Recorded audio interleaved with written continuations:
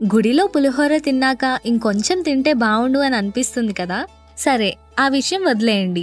మరి వేడివేడి అన్నంలో బ్రాహ్మణులు చేసిన ఆవకాయ ఒక్క స్పూన్ గీ వేసుకొని తింటే ఎలా ఉంటుంది? నోరు ఊరుతుంది కదా. అర్థమైంది, అక్కడికే వస్తున్నాను. ప్లేస్ ఎక్కడా అనే ఈ క్వశ్చన్కి సమాధానం చివర్లో చెప్తాను. అప్పటి వరకు ఫాలో అవ్వండి. నేను మీ బకాసుర.